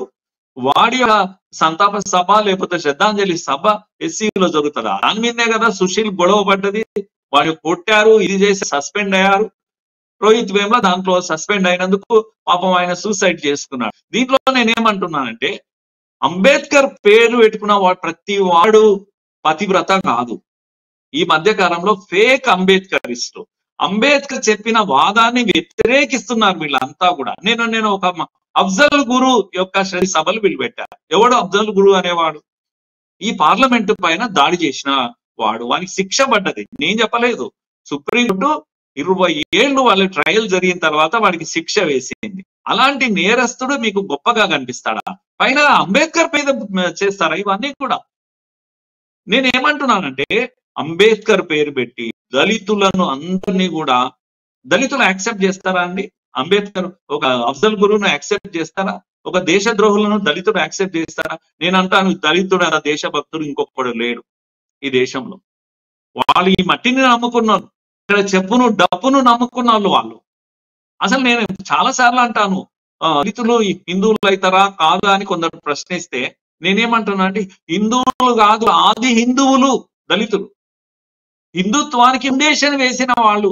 ఆ రోజు రామాయణం నుంచి ఈ రోజు రాజ్యాంగం వరకు ఇచ్చినటువంటి వాళ్ళు ఎవరు హిందువులకు అంటే ఇదిగో దళితులు. కనుక అతి పవిత్రంగా మనం ఆదరించేటువంటి అరుంధతి దేవి. మురళీ మనోహర్ గారు, మీరు ఇందాక చెప్పిన అంశంలో స్పష్టత ఉంది. ఖచ్చితంగా అంబేద్కర్ జీవితాన్ని చూసినా, ఆయన రచనలు చూసినా, ఆయన ప్రసంగాలను చూసినా, ఎక్కడ చూసినా ఆయన ఈ కోసము, ఈ మట్టి కోసము, ఈ జాతి కోసం తప్పించినటువంటి వ్యక్తిగానే కదా తప్ప ఈ దళితులందరినీ సపరేట్ చేయాలి, అగ్రవర్ణాలని సపరేట్ చేయాలి, వీళ్ళ దళితుల కోసం ఒక దేశాన్ని, లేకపోతే ముస్లింల కోసం ఒక దేశాన్ని, ఇతరుల కోసం ఒక దేశాన్ని, ఈ మధ్యన క్రిస్టియన్స్ నుంచి కూడా అనేక రకాల డిమాండ్స్ వస్తూ ఉన్నాయి. అక్కడక్కడ క్రిస్టియన్లకు ఒక మీరు మీ దగ్గర లేకపోతే క్రిస్టియన్లకు కూడా ఒక దేశం ఇవ్వండి, ముస్లింలకు ఇచ్చారు కదా క్రిస్టియన్లకు కూడా ఒక దేశం ఇవ్వండి అని చెప్పి ఈ మధ్యన కొంతమంది మాట్లాడుతూ ఉన్నారు.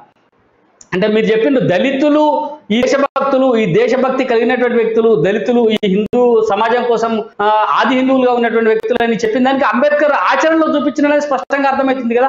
ఎందుకంటే కొన్ని వేల అప్పటికే అంటే ఆ సమాజంలో అప్పుడు అంబేద్కర్ గారు ఉన్నటువంటి సందర్భంలో లక్షల రూపాయలు ఇచ్చి ఆయన్ని ప్రపంచంలోనే ఒక నాయక చేస్తామని చెప్పినటువంటి క్రిస్టియానిటీ వైపు పోలేదు.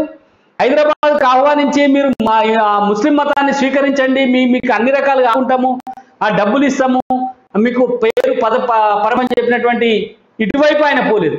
అంటే కేవలం ఈ మట్టి కోసం, ఈ దేశ అభివృద్ధి కోసం, దేశ కీర్తి కోసం పరితపించడానికి, అంటే దళితులు హిందుత్వాన్ని పక్కనే ఉన్నారు, ఈ దేశ అభివృద్ధిలో వాళ్ళు కీలకమైనటువంటి భూమిక పోషించారనడానికి ఇది ఒక స్పష్టంగా ఉదాహరణ కనబడతా ఉంది.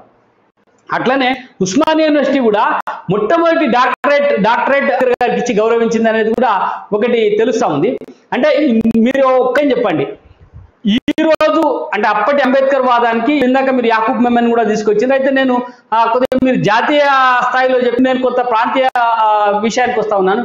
ఇక్కడ జరుగుతున్నటువంటి అనేక విధాలని అంబేద్కర్ వాదం అని చెప్పుకునేటువంటి వాళ్ళు దేవతల మీద దాడులు చేస్తా ఉన్నారు. అంబేద్కర్ వాదులు చెప్పుకునేటువంటి వాళ్ళు ఒక కులాలను పేరు పెట్టి కులాలను మాట్లాడుతూ అటు వైశ్యుల మీదనో, ఇటు బ్రాహ్మణుల మీదనో, లేకపోతే ఇతర అగ్రవర్ణాలు, కమ్మలు, కాపులు వీళ్ళకి సంబంధించినటువంటి వాళ్ళని నేరుగా కుల ప్రస్తావన చేస్తూ దాడులు చేస్తూ ఉన్నారు. దీన్ని ఏ రకంగా అర్థం చేసుకోవాలి? వీళ్ళకు కలుపు రావాలంటే అంబేద్కర్ ఆలోచన విధానాన్ని ఇంకా ప్రజల్లోకి తీసుకుపోవడానికి చేయాల్సినటువంటి కార్యక్రమం ఏంటి? మన రాష్ట్రమే ముఖ్యంగా హైదరాబాదే వీటన్నిటికీ కేంద్రం అయిందని నేను అంటున్నాను ప్రసాద్ జీ. ఎందుకంటే ఈ యాంటీ నేషనల్ ఫోర్సెస్ అంతా కూడా కొన్ని ఏమంటారు నరేటివ్స్ ను డిజైన్ చేస్తున్నాయి, ఇక్కడ దేశానికి మొత్తం సప్లై చేస్తున్నాయి. మీరు ఉదాహరణకు చూసినట్టయితే అంటే భాష పేరు మీద మన భారతదేశమును అర్థం చేసుకోవడం చాలా సార్లు మనం ఫెయిల్ అవుతాం. ఈ విషయమే అంబేద్కర్ అన్నాడు, అయ్యా ఈ దేశాన్ని మీరు ప్రాపర్ గా అర్థం చేస్తే ఫస్ట్ అని. ఇది మన బలహీనత కాదు, భిన్నత్వము మన బలహీనత కాదు. కనుక ఇది ఒక మనకు బ్రాడ్ మైండ్ ని తెలియజేస్తుంది. ఉదాహరణకు అంబేద్కర్ ఏమన్నాడంటే అనేక భాషలు ప్రపంచంలో ఏ దేశంలో లేవు ఇన్ని భాషలు, కానీ మనము భాష విషయంలో కూడా ఆయన స్పష్టంగా చెప్పాడు. ఒక భాష మనం స్వీకరిస్తే అధికార భాషగా, చాలా మంది ఇప్పుడు అంటున్నారు కదా ద్రవిడియన్ ఇది అని చెప్పేసి, నార్త్ ఇండియా వేరే అని చెప్పేసి మమ్మల్ని తొక్కేస్తున్నారు. భాష పేరు మీద చాలా రోజులు చేస్తూ ఉంటారు, ముఖ్యంగా తమిళనాడు వాళ్ళు వీళ్ళంతా కూడా. అందుకే ఆయన ఒక అన్నాడు, one language can unite people, one language can unite people, culture is conserved by language అన్నాడు. మన యొక్క కల్చర్ ఎప్పుడు కన్జర్వ్ అవుతుంది అంటే లాంగ్వేజ్ ద్వారానే అవుతుంది. అందుకే since Indians wish to unite and develop culture, it is bounden duty of all Indians to own up Hindi as their language. ఇది చెప్తే ఎవరైనా భరిస్తారా అని? మనం ఒక్కటిగా ఉండాలి, మనము యునైట్ కావాలి, డెవలప్ కావాలి. ఈ దేశం యొక్క సమగ్రత, జాతి సమగ్రతను ఆలోచించిన వ్యక్తి. అందుకే ఏమన్నాడంటే మనం ఒక్కటి కావాలంటే ఏం చేయాలంటే దేశం అందరం కూడా భాషలు మనం మాట్లాడుతూనే హిందీని మనము ఒక జాతీయ భాషగా లేకపోతే అధికార భాషగా మనం స్వీకరించాలి, ఈ మాట చెప్పాడు ఆయన. లేకపోతే సాంస్క్రిట్ కూడా మన మూలాలు సాంస్క్రిట్ లో ఉన్నాయి, సాంస్క్రిట్ కూడా మనం ఉద్ధరించాలి, పెంచి పోషించాలని అంబేద్కర్ అన్నాడు. నేను అంటే మన తెలంగాణ భాషలో అంటే అమ్మతోడు అంబేద్కర్ అన్నాడు ఈ మాట. దీన్ని ఎవరంటారండి ఇవన్నీ నేను చెప్తే? అందుకే అంబేద్కర్ వాదాన్ని ప్రజల మందరికి తీసుకెళ్ళాలి. అంబేద్కర్ ఆలోచనలు, స్పష్టమైన ఆలోచనలు ఉన్నాయి, ఇవి ప్రజల మందికి తీసుకెళ్ళాలి. ఉదాహరణకు డిజైన్ ఎలా చేస్తున్నారు అంటే, వైజివ్ డిజైన్స్ ఎలా చేస్తున్నారు అంటే, మీరు ఇంతకు చెప్పిన ఆ వైశ్యుల దాడులు చేసి ఒక పుస్తకాలు రాయడం కానీ, లేకపోతే వాళ్ళు ఏమన్నారు, వాళ్ళ స్మగ్లర్స్ అని అన్నారు. ఇటువంటి పదాలన్నీ కూడా వాడారు. నేను ఉదాహరణకు మనకు బీఫ్ ఫెస్టివల్ ఇక్కడ మన రాష్ట్రంలోనే పుట్టింది. వరకు పుట్టిందంటే ఉస్మానియా యూనివర్సిటీలో. మల్టిపుల్ ఫుడ్ హ్యాబిట్స్ ఉన్నాయి ఈ దేశంలో. బీఫ్ అనే ఒక ఇష్యూని తీసుకొచ్చి సమాజాన్ని ముక్కలు చేయాలనేటువంటి ఒక కుట్ర, ఆ పేరు మీద ముక్కలు చేయాలనేటువంటి కుట్ర. ఇలాంటి డిజైన్స్ అన్ని కూడా కుట్రలు కుతంత్రాలన్నీ కూడా మన రాష్ట్రంలో జరుగుతున్నాయి, దేశానికి మొత్తానికి సప్లై అవుతున్నాయి. మీరు ఇంకా ఆశ్చర్యతారు. నేను ఇంకో మాట చెప్తాను, ఇంగ్లీష్ లేకపోతే ప్రపంచం లేదు, కనుక ఇంగ్లీష్ వచ్చానే మనము దళితులము బాగుపడుతున్నాము, అందరమే మనం కూడా కోటు షూట్ వేసుకోవాలని ఐలు చెప్తాడు. ఎవరిలాగా బ్రిటిష్ వాళ్ళలాగా వేసుకోవాలి, మనం కూడా అందరం కూడా ఏం చేయాలంటే ఇంగ్లీష్ మాట్లాడాలి, ఆ మెకానేవాడు మన దేవుడు అని చెప్పి మెకాలే పుట్టినరోజు సెలబ్రేషన్స్ చేస్తుంటారు కొందరు. ఇవన్నీ నేను ఎందుకు చెప్తున్నాను, ఈ దేశాన్ని విభజించేటువంటి కుట్రలు. మెకాలే కుట్రలు మనకు తెలియదు కాదు, అదొక సబ్జెక్ట్ మనం విడిగా మాట్లాడుకోవచ్చు. అందుకే ఇప్పుడు ఈ యొక్క డిజైన్స్ ఏవైతున్నాయో, కుట్రలు కుతంత్రాలు ఏవైతున్నాయో, వీటిని స్పష్టంగా ప్రజల ముందు చెప్పాలి. మనకు ఆధారం అంబేద్కర్. ఎందుకంటే అంబేద్కర్ ఈ దేశాన్ని ఒక్కటిగా ఉంచే ప్రయత్నం చేశాడు. కేవలం ఆయన ఈ యొక్క సోషల్ డిస్పారిటీస్ మీద రెవల్యూషనరీగా ఫైట్ చేశాడు తప్పితే మిగతా ఎక్కడ సమాజాన్ని డిస్టర్బ్ చేయలేదు. ఇంకొక ప్రశ్న సమాధానం చెప్పండి మురళీ మనోహర్ గారు. అంబేద్కర్ ఆలోచన విధానాన్ని ఏబీపీ పూర్వ జాతీయ అధ్యక్షులుగా పనిచేస్తున్నారు, అట్లనే ఆర్ఎస్ఎస్ లో కూడా మీరు కీలకంగా, అంటే ఆర్ఎస్ఎస్ ఐడియాలజీని పురికిపుచ్చుకున్నటువంటి వ్యక్తిగా సంఘ కార్యకర్తగా ఉన్నారు. ఇట్లా ఆర్ఎస్ఎస్ కానీ ఏబీపీ కానీ అంబేద్కర్ ను ఏ విధంగా చూస్తుంది?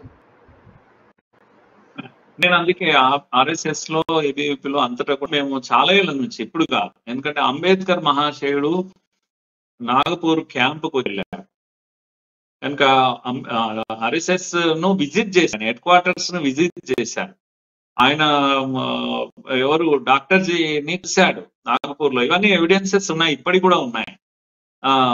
కనుక ఆయన ఒకటే డిఫర్ అయ్యాడు డాక్టర్ హెడ్గే వారి దగ్గర. ఏంటి అంటే, మీరు చేస్తున్న అక్కడ క్యాంపులో వచ్చినప్పుడు మా వాళ్ళు ఎంతమంది ఉన్నారా అని అడిగాడు ఆయన.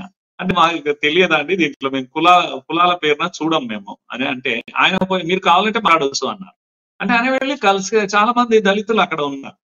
అయితే పక్కన ఎవరి పక్కన అందరు కూర్చొని ఉన్నారు, మైమర్చిపోయినారు. కులం అనేది కాదు, హిందూగానే మనం ఈ ఆర్ఎస్ఎస్ లో మనం ఐడెంటిఫై చేస్తాము. ఏ వ్యక్తిని కులంతో చూడం కనుక ఇది నమ్మలేరు బయటి వాళ్ళు. ఆ రోజుల్లో ఇప్పుడు అంబేద్కర్ బ్రతికున్న రోజుల్లో అందరూ కూర్చొని భోజనాలు చేస్తున్నప్పుడు ఆశ్చర్యపోయారు. ఇది చాలా బాగుంది మీరు చేస్తున్నది, కానీ నాకు ఓపిక లేదని చెప్పాడు. ఇది కూడా చెప్పాడు ఆయన స్పష్టంగా. మీ అంత నిదానంగా నేను చేస్తే ఇది కాని పని, నాకు ముందర నేను చూడాలనుకుంటున్నాను, అందుకే నేను కాస్త ఒక రెవల్యూషనర్ గా ముందుకెళ్తున్నాను, ఇంతగా చెప్పాడు. అందుకే ఆర్ఎస్ఎస్ లో ఇప్పటి నుంచి కాదు, చాలా మందికి తెలియక ఏమంటుంటారు, అది అగ్రవర్ణాల సంస్థలు అని మాట్లాడుతుంటారు. నేను ఒకసారి ఇట్లనే ఒక డాక్టర్స్ గ్రూప్ మధ్య చర్చ జరుగుతాం. మిస్సెస్ కూడా డాక్టర్ కనుక ఆమె ఓ రోజు సీరియస్ గా వచ్చి నన్ను అడిగింది, ఏమండి మీ దగ్గర దళితులు ఉండరా ఆర్ఎస్ఎస్ లో అని అడిగింది. ఎవరు చెప్పారు అన్న. అంటే మా డాక్టర్స్ మధ్య చర్చ జరుగుతూ ఉంది అని. నువ్వు ఒక మాట చెప్పు వాళ్ళకు, ఇప్పుడు ఆర్ఎస్ఎస్ కి ఈ రాష్ట్రంలో హెడ్ ఆఫ్ ది ఆర్ఎస్ఎస్ ఎవరు అని అంటే పేటా వెంకటేశ్వరరావు గారు అని చెప్పు. ఆయన సంఘ చాలకంటే ప్రతినిత్యము ఉదయమే లేచి వేల సంఖ్యలో ఆర్ఎస్ఎస్ శాఖల్లో ప్రణామం చేస్తారు. ఆయన చివరి ప్రేయర్ అయిపోయిన తర్వాత అందరూ కలిసి ఇది లక్షలాది శాఖలు ఈ దేశంలో అందరు కలిసి ప్రణామం చేస్తారు. ఎవరు చేస్తారు? చివరకు ధ్వజం కాదు, చివరకు సంఘచాలకు చేస్తారు. కనుక మాకు ఏమంటాం, ప్రణామాధికారి అంటారు ఆర్ఎస్ లో. ప్రణామాధికారి ఎవరు అంటే పేటా వెంకటేశ్వర గారు, దళితుడు. అంటే వాళ్ళు నమ్మలేకపోయారు. వెంకటేశ్వరరావు గారి డీటెయిల్ ఇచ్చాను, ప్రొఫైల్ అంతా ఇచ్చాను. వారు ఒక అఫీషియల్ గా ఉండేవారు లేరు, వారు స్వర్గస్థులయ్యారు. ఇలా నేను ఎందుకు ఈ విషయం చెప్పాను, ఈ దేశంలో ఎంతో మంది ఆర్ఎస్ఎస్ లో ఉన్నతమైన స్థానాల్లో ఉన్నారు. కానీ ఇది రిజర్వేషన్ కాదు. ఆర్ఎస్ఎస్ లో ఉదాహరణకు పాడేరు అడుగుల్లో నుంచి కోనల నుంచి వచ్చిన రామయ్య గారు మాకు ఏబీవీపీకి రాష్ట్రానికి ఉమ్మడి రాష్ట్రానికి 2 terms ఆయన ప్రెసిడెంట్ పనిచేశారు. ఎవరు అంటే ఆ ట్రైబల్స్ నుంచినటువంటి పాడేరు అడవుల్లో నుంచి వచ్చినటువంటి వ్యక్తి ఆయన ఒక సామాన్య టీచర్. ఇలా దేశమంతా కూడా దళితులు, నిమ్న వర్గాలు అందరూ కలిసి పనిచేసేది, కుల రహిత భారతీయులుగా పనిచేసేది ఆర్ఎస్ఎస్. ఇది చాలా మందికి తెలియదు. అందుకే 6th సమరస దినంగా ఏబీవీపీ పాటిస్తారు. ఇప్పుడు కాదు, 1986 నుంచి ఇది చేస్తా ఉన్నాం. కనుక మా దగ్గర మా పిల్లల యొక్క పెరుగుదలనే ఎలా ఉంటుంది అంటే, నేను అందుకే ఏబీవీపీ అడుగుతుంటా, ఏబీవీపీ రా బాబు అని, రెడ్డి లేదా బ్రాహ్మణ లేదు ఇది అడిగినప్పుడు నేను చెప్తాను. అంటే ప్రధానంగా మీరు చెప్పే అంశాలు బాగా అర్థమైనాయి సార్. ఏంటంటే ఆర్ఎస్ఎస్ కానీ ఏబీవీపీ కానీ ఇతర జాతీయ సంస్థలన్నీ కూడా కులాల్ని ప్రధానంగా పట్టించుకోవు. ఇక్కడ ఉండబడే అందరూ హిందువులు, జాతీయవాదులు, ఇది హిందూ దేశం, హిందువులు అనేటువంటి ఏకైక అంశాన్ని పట్టించుకుంటాయి అనేది స్పష్టమైంది. డాక్టర్ అంబేద్కర్ గారు కూడా ఇదే అంశం చెప్పినారు. ఏంటంటే 1 country 1 nation. ఈ భారతదేశంలో ఉండేట వాళ్ళందరూ కూడా భారతీయులే. కాబట్టి భారతీయుల అభివృద్ధి జరిగితే దేశం అభివృద్ధి జరుగుతుంది. అందులో కొంత నిమ్న వర్గాలు ఎవరైతే ఉన్నారో వాళ్ళ అభివృద్ధి జరగాలి. దానికి అనేక రకాల సంక్షేమ పథకాలని, రిజర్వేషన్లు తీసుకొచ్చినటువంటి మహనీయుడు అంబేద్కర్. అయితే ఈయన ఆశల్ని కొందరు వక్రీకరించి ఈ దేశ విభజన కోసం అంబేద్కర్ గారు కులాన్ని వ్యతిరేకించారు, లేకపోతే అగ్ర కులాన్ని వ్యతిరేకించారు, దేశాన్ని వ్యతిరేకించారు, హిందూ మతాన్ని వ్యతిరేకించారు, దేవుళ్ళని వ్యతిరేకించారు అనేటువంటి ఒక మాట తీసుకొచ్చి కొత్త నినాదాలు జై భీమ్ జై భీమ్ అని, లాల్ నీల్ జెండా అని చెప్పి ఈ రకమైనటువంటి వ్యాఖ్యానాలు చేస్తా ఉన్నారు. ఇవన్నీ కూడా అబద్ధము. అంబేద్కర్ గారి ఆశయాలకు భిన్నంగా జరుగుతున్నటువంటి కార్యక్రమాలు అనేది మురళీ మనోహర్ గారి ఆలోచన ద్వారా స్పష్టంగా మనకు అర్థమవుతుంది. ఈ కార్యక్రమంలో పాల్గొన్నటువంటి మురళీ మనోహర్ గారికి, అలాగే కృష్ణమూర్తి గారికి కృతజ్ఞతలు. తిరిగి మళ్ళీ మనం రేపు ఇదే ఎదురుజన కార్యక్రమంలో మళ్ళీ కలుద్దాం. అంతవరకు సెలవు. నమస్తే.